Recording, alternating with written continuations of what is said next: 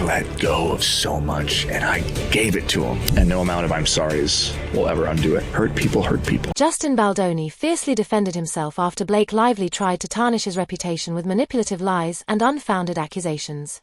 It's clear, this won't end well for Blake. Blake Lively truly believed she could pull off an Amber Heard 2.0 and get away with it. She thought she could destroy Justin Baldoni's career by throwing— This isn't gonna end well for you, Blake. Sorry. Blake walked in thinking Justin would buckle under pressure, that he'd collapse like a flimsy tent and hand her victory on a silver platter, a staggering $250 million lawsuit. She was convinced she could silence him and cast herself as the helpless victim. What a huge The Me Too victim there. That's absurd. Justin Baldoni is finally speaking about how exhausted he is from the year of emotional stress dealing with It Ends With Us. But Justin didn't just fight back, he turned the tables. He countersued Blake for $400 million, flipping the situation completely. In an instant, Blake went from being the aggressor to scrambling for damage control. I don't like her. She seems like a bully. She was such a high-maintenance diva bully brat. And guess what? It's not working. Hollywood, the public, even the media that once adored her, are now seeing through her lies. The illusion is cracking, and now she's desperately trying to salvage what's left of her credibility. His holidays ruined, and now his whole career is attempted to be ruined by Blake and the lawsuit. So I can only imagine if he was this tough before it all dropped, imagine how much tougher it was after. Let's be clear, this is only the beginning of her downfall. Her career is collapsing, her finances are in jeopardy, and her reputation is beyond repair. Justin Baldoni is ensuring she won't recover from this. Director Justin Baldoni is now suing his former co-star Blake Lively and her husband Ryan Reynolds, seeking more than $400 million in damages, accusing them of defamation and extortion. She wasn't ready for Justin Baldoni to utterly dismantle her lawsuit in just 90 minutes. That's right, 90 minutes were all it took for her case to fall apart like a stale Hollywood popcorn bucket. I told them that I was exhausted, that I haven't given myself time to recover or time to heal. I had a intense year. Blake thought she had the upper hand, but she walked into that courtroom unprepared, facing a legal team that wasn't there to play games. Within an hour and a half, she was losing at every turn. Every single motion. Of course, meeting for the first time in court today. It was about a 90-minute hearing. The judge dismissed her gag order request and laughed her out of the room.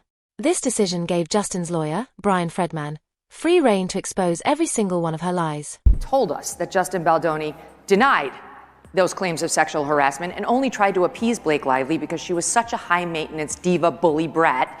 He had to bend over backwards just to get her to shut up and complete the film. Blake's legal team was completely humiliated, looking like clueless interns on their first day.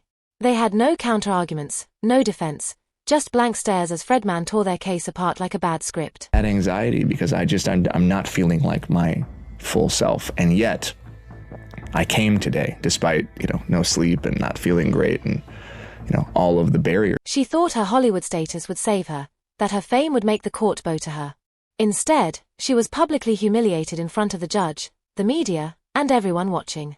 It was in a world where sometimes people judge you before they give you a chance. But are we really surprised?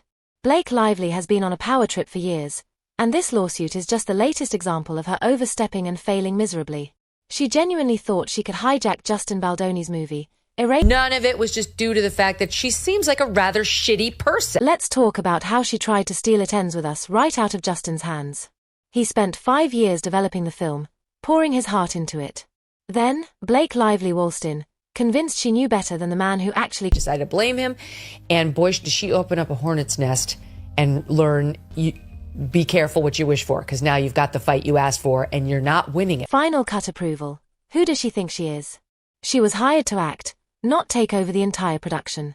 But no, that wasn't enough for her. She had to shove Justin aside and ensure the whole production revolved around her. The worst part? She literally banned Justin from properly attending his own. He is, his agent is Ari Emanuel. He's a powerful Hollywood guy, and we all respond to Hollywood power. And there's a hypocrisy and a fraudulence there that the public is picking up on. And so that's really interesting now. She didn't even let him see the final cut of the movie until it was too late. She ensured she had full control, acting as if she were the director, producer, and star all in one. She wanted all the power, but none of the responsibility. A lot of material success and a lot of emotional stress. It's very hard on me and my family. And you'd think, after all that, She'd at least promote the movie's intended message about domestic abuse awareness. But no, she turned the entire film into a PR stunt for her haircare brand and Ryan Reynolds' gin company. She hijacked a film about serious issues and made it a commercial for her products. Of course, she did. The judge chose to not impose the gag order on Justin Baldoni's attorney Brian Friedman today, but did threaten to move up the trial if the media press war. This wasn't about telling a powerful story or artistic integrity. It was about Blake Lively making everything about herself again. Now, she's paying the price. The public isn't buying it anymore. Hollywood isn't buying it anymore. And neither. Justin Baldoni, ultimately, by the time they got to the premiere, was mandated by Blake Lively to spend the night in the basement, away from his co-stars, and didn't even get to see the final cut of his own movie because Blake Lively insisted that she be the one to approve it, until he watched it on the screen with his editors. Blake thought she could play the innocent victim and get away with it. She assumed Hollywood would blindly believe her sob story, and that her A-list status would carry her through. But here's the problem. She left a trail of receipts, and Justin Baldoni has them all. The film was steamrolled by Blake, which just showed their inexperience as producers, and I say that with all respect. They got completely controlled and taken over by Blake. Let's talk about the leaked text messages and emails that completely destroy every claim Blake has made. She stood in court, crying about how Justin made her uncomfortable, acting like she was a poor actress stuck in a toxic work environment. Yet, her own text shows she invited him to her trailer multiple times. Yes, you read that right. The woman who now claims to be terrified of Justin was texting him, inviting him over to hang out. Here's where he goes into why he made the film. I haven't talked about this a lot because I want to be very mindful in the conversation around this movie to not take the emphasis off of what is happening to women at alarming rates. Absolutely. But it gets worse. Not only was she inviting him to spend time with her, but she was also texting him about how much she enjoyed working with him. She even called him a ball buster in a playful way, completely contradicting her claim that she was harassed. How do you go from praising